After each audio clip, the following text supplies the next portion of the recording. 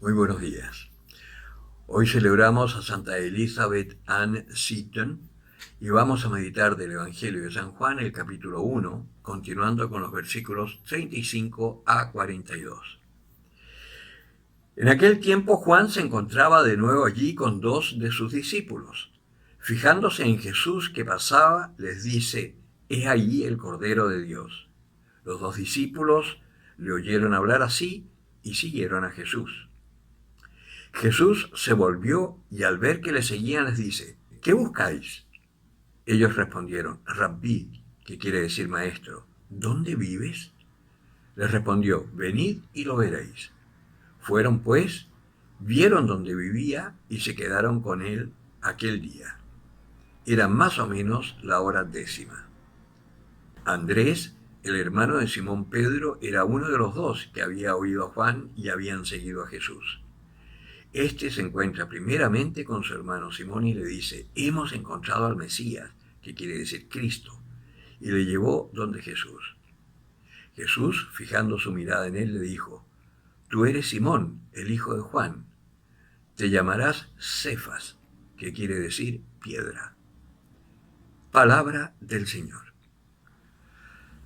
En este evangelio hay muchas cosas que son muy interesantes. Primero, Juan se encontraba de nuevo allí, con dos de sus discípulos, allí donde había visto venir al Señor y le había reconocido. Nuevamente lo ve y le dice a sus discípulos: «He ahí el Cordero de Dios». Primera cosa, reconocer al Señor y luego anunciarlo a los que están con nosotros. Segunda cosa que vemos acá, los discípulos siguieron a Jesús. Un buen maestro tiene cuidado que los que están con él se encuentren con el Señor, no que se queden con él. Muchas veces los curas cometemos el pecado de centrar a la gente en nosotros, nuestro carisma, lo que decimos, lo que hacemos. Y muchas veces sucede que el cura se va y la gente se aleja de la parroquia, porque el que llegó no es como el padrecito que se fue. Y no se trata del padrecito, sino que la gente se encuentre con Jesús.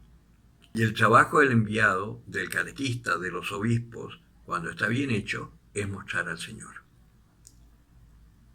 Tercero, la generosidad del maestro. Si es humilde, dejará que sus discípulos vayan detrás del que es más fuerte que yo, como decía Juan, y dejará que le abandonen. Cuando buscamos sinceramente al Señor, Él también nos pregunta qué buscamos. ¿Tienes claro lo que buscas? Si lo sabes, el Señor te dirá lo mismo: «Ven y lo verás».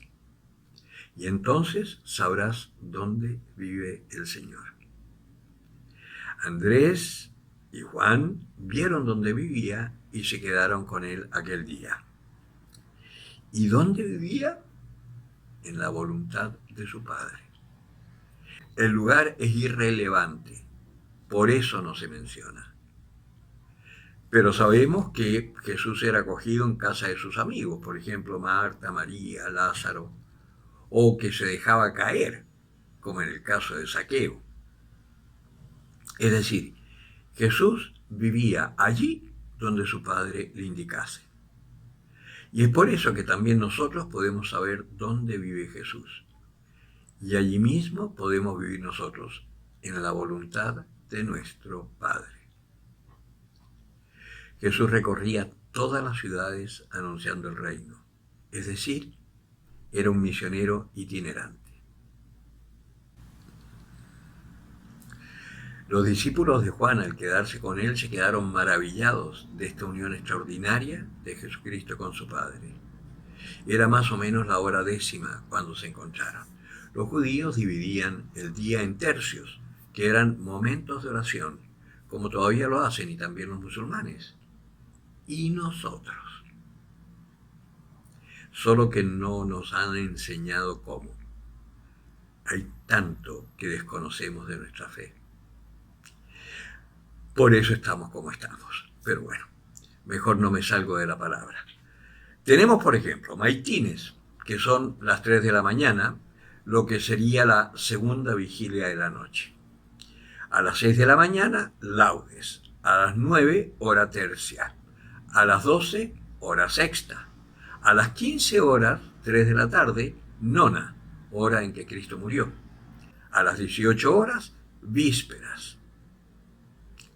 Y a las 21, completas, que sería la hora duodécima cuando habitualmente se acostaban.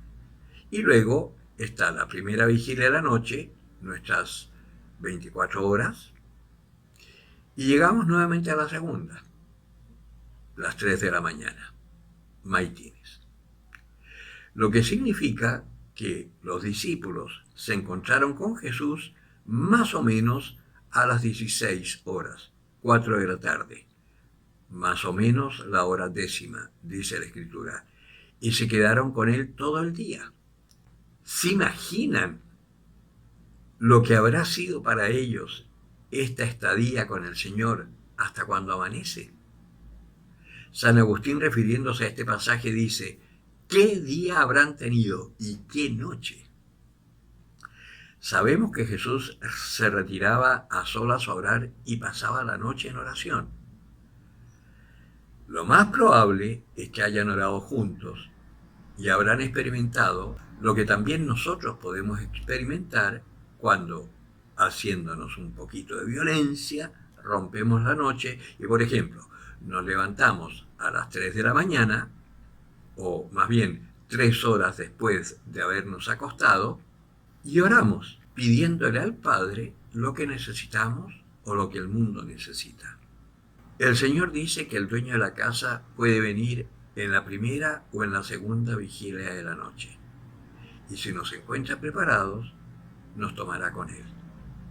Esas horas de la vigilia son las mejores horas para encontrarse con el Señor. Hasta en la ciudad hay silencio.